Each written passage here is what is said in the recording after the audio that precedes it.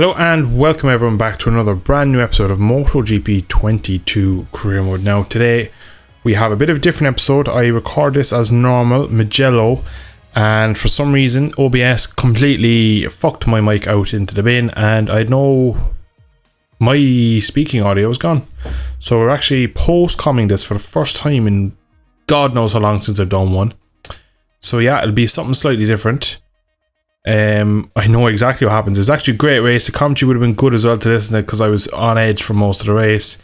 But we'll get to that in a sec. We're going to jump now to the end of free practice and I'll just run you through what I was thinking at the end of free practice. Now, it looked pretty good, P2, but that was a software tyre and power 3 and I was really on the edge for that. I really had to push. Mugello is a track that you need a lot of flow and rhythm, and on this game I just don't have either of those and I just struggle a lot. The stop-start track seemed to help me a lot because I can make up time in braking, whereas Mugello I felt like it was all about flow and I just really could not make up the corner speed the AI had. And throughout the race you'll see as well just lots of issues really with the AI managed to take a lot more corner speed in, more mid corner speed, turned a bit better, and then as we all know unfortunately they have stupid amount of rear grip and acceleration out of the slower and mid-speed corners. So once again Mugello was a bit of an issue for that. But we're going to jump now to my qualifying lap. We're going to do a whole lap as always. It was not an amazing lap, but it was still a decent representative lap, just braking at the start of the rumble strip, back to second gear, taking a nice early apex here, running slightly wide from the curb, then bring it back for a late apex, missing it completely on my qualifying lap this time around. Up to third gear, back to second, slightly too slow through turn 2, then through 3, pretty decent, out onto the curb. The curbs are absolute razors of this track. You touch them, you get killed. I crashed many times in practice for it. This corner here, Matarazzi and Borgo San Lorenzo, you'll see in the race how much quicker they are, as well into Casanova and Savelli, and also Arbiat 1 and 2. The very flowing parts of Mugello, the AI had they had so much time over me. It was actually ridiculous. I improved in the race as the race went on. I was able to kind of adjust and kind of ride their lines, but it was still very tricky race overall. I won't spoil the result of course, but we're getting massively out of shape coming into Scarperia. We're not too bad, we're hitting most of our apexes. But watching it back now after what I kind of learned against the AI in the race, my lines are just a little bit too conservative. I need to be kind of just leaving the bike roll through the corner a bit more. I think this year I've tried to stop and go and change my riding style to a very park it and power out, and that's just not really working for me at the moment. So I need to go back to being very silky smooth and high corner speed. But into the final corner we come, Buscini. It's a very late apex. You want to just bring it back for the apex just about there, and then you kiss it and get out onto the power again, slightly wide. Curb there did me no favours at all. Up to the line it's going to be a 1 minute 50.856, and of course it was good enough for pole. Now I still wasn't comfortable and confident I could get a podium at this race after even this bit. I was still like, right, that's just another one-off lap. But going into the race you'll notice I've gone medium. Everyone around me hards everywhere. It was recommended the hard tyres. I knew myself going on a hard tyre I'd be just giving away a free lap time. The medium tyres weren't wearing that quickly in practice, so I said I had to kind of risk it really and give myself some advantage in the race, because otherwise I would have just been a sitting duck for the AI. So the race has come, 5 red lights as always. Do we get a good start? Yes we do. As always the initial jump phase isn't great, but up through the gears we go. We pull a nice little gap over Tony Arbolino in P2. Home race for Tony on the Mark VDS. Aaron Canet, our main championship rival, in P3, goes touch wide into turn 1. San Donato squared off lovely, and now the game plan is the same as always. Get the head down, use my medium tyres to get away, but already we can see Tony Arbolino having a look into turn 3. So it's a common thread now this race. You'll see Tony Arbolino's front wheel appear many different times just like that. Like I said, through San Lorenzo. It's a bit of a tricky one. We're already a big moment in Casanova, first time through, touching the white line, having a front end slide. Early in the race I pushed like hell really just to see could I get a good qualifying lap, opening the gap up a small bit. Again, Arrabbiata touching the curb, that leaves Tony Arbolino have a look. But into Scarpria we come, and we can just hold him off. Again, he looks into the following left-hando, Pelagio, and then we come into Corntyre and I go, just touch defensive, make him go the long way around. You can just see he punches out of the corner like nothing else. He has just so much more exit speed than me, so we have to do some creative lines, bit blocky, and park it and kind of hold him up through Biandetti 1 and 2 for the first time in the race, and we just about again keep the gap at a nice 2/10 for now. The final corner, the first few times I did it, I kind of went middle of the track, cut it back, whereas later you'll see I go for a much more of a deep, aggressive, kind of swooping late apex to get the drive onto the straight. Now at this point in the race I did mention I went through a quarter of a tank of fuel in basically one lap. Obviously it's a 7-lap race, so I was massively overusing the fuel, even though I was actually pretty conservative because I thought late in the race I'd need it. So at this point I was doing the calculations, so I actually have half a second here, and at the time if I could have just pushed on a bit more and not had to worry about fuel, I probably could have maybe just pinched another 2/10. You can see at this point now I'm kind of doing the maths in my head and I'm a bit confused why I've used so much fuel. So at this point I'm kind of thinking I have to go a bit more conservative on fuel, keep power 2 the remainder of this lap. Again through the middle, sector 2, sector 3, Tony Arbolino is all over me. We make a mistake, our first mistake into Casanova, our second mistake almost catches us, so we just managed to hold him off into Savelli, and now Arrabbiata won again. He has a look but isn't really able to get past. It reminds me of this race a lot of Qatar. The AI were quicker but they just couldn't get past. Again coming out of Arrabbiata 2, he's just on my back wheel. Down into Scarpria we come. He's not good enough on the brakes to pass me. Not many of the AI are realistically. It's my only saving grace really that I can brake nice and late, but Mugello isn't a track you can brake too late. We get Corntyre all wrong. We can just bring back for a lovely late apex into Biandetti 1 and 2 we come. But so far not too bad. Now we're not riding particularly amazing, we're doing decent lap times, but overall the AI do look like they have just an extra bit, so I fear later in the race when their hard tyres are coming to them, low fuel, I can only imagine how quick they'll be. And Arbolino again, at this point I was a few times I was thinking maybe I've built a gap, maybe I could just get away, but unfortunately they do peg me back in the quick flowing sectors. Like I said, I just don't have that flow unfortunately.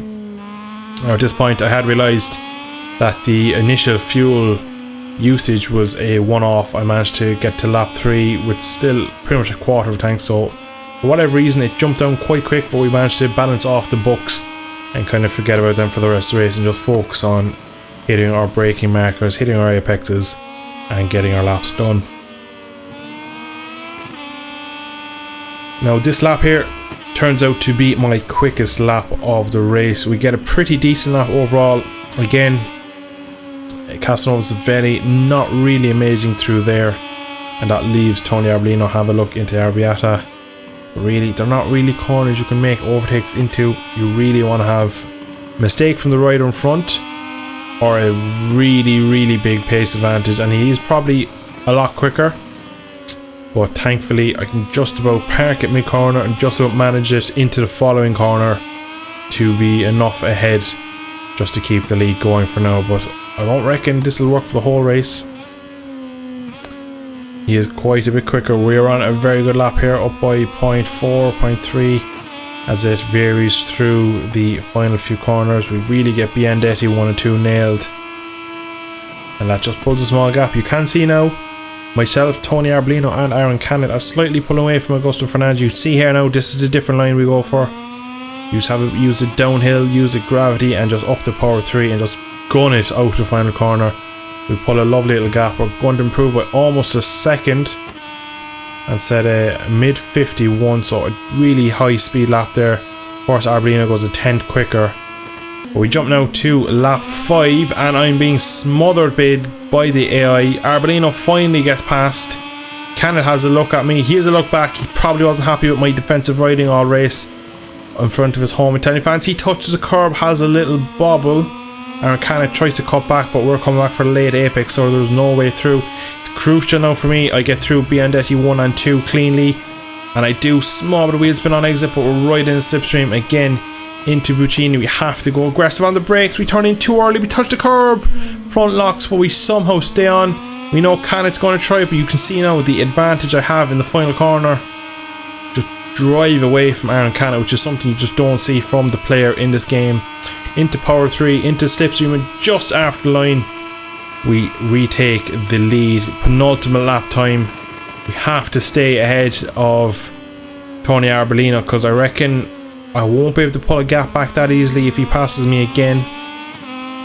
But we shall see how this plays out.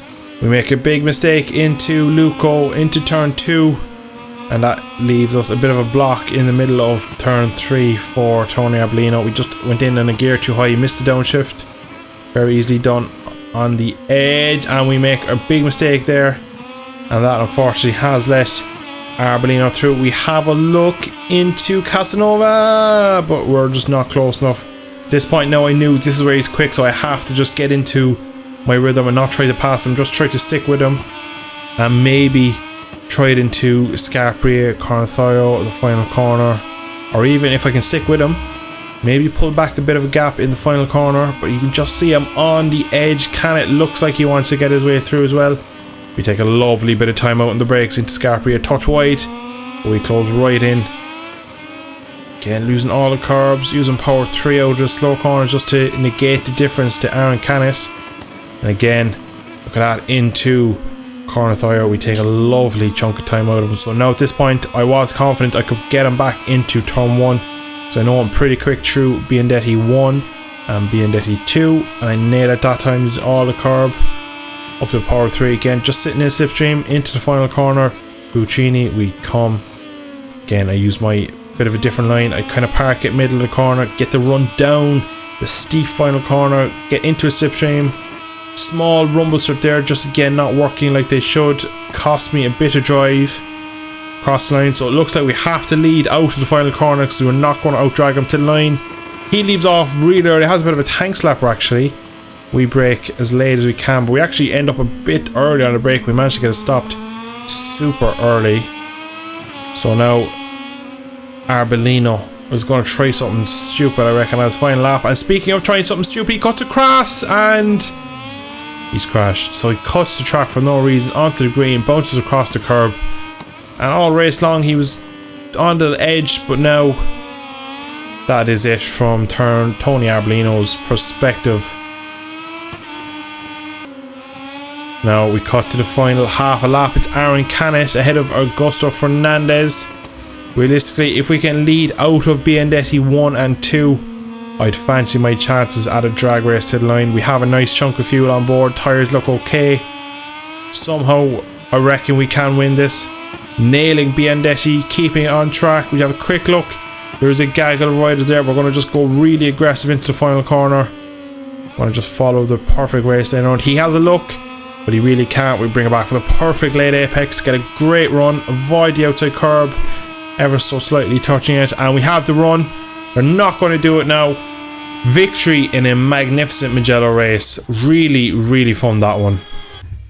So Aaron Canet comes home in P2, Augusto Fernandez in P3, and some cat Chancha out of nowhere popping up in P4.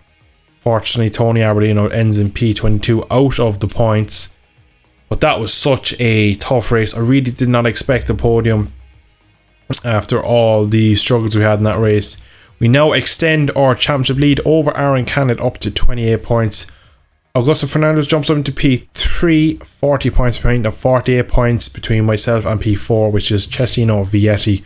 So at this point, it's probably a 2 or 3 man championship. I really don't see that size of a gap come down quickly. So far this year we've been pretty good. We've been on the podium every race. We finished 2 DNFs to my name, so we can keep that run going. We should have no reason why we don't become a 2-time world champion.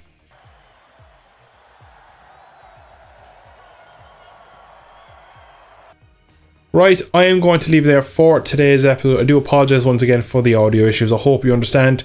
A bit different. Maybe it was enjoyable to hear me kind of have my thoughts after the race and try and negotiate and navigate through a very, very difficult Mugello race. But if you did enjoy today's episode, drop a like down below, subscribe to see more, and I shall catch you all in the not so distant future. Thanks for watching. See you in the next one.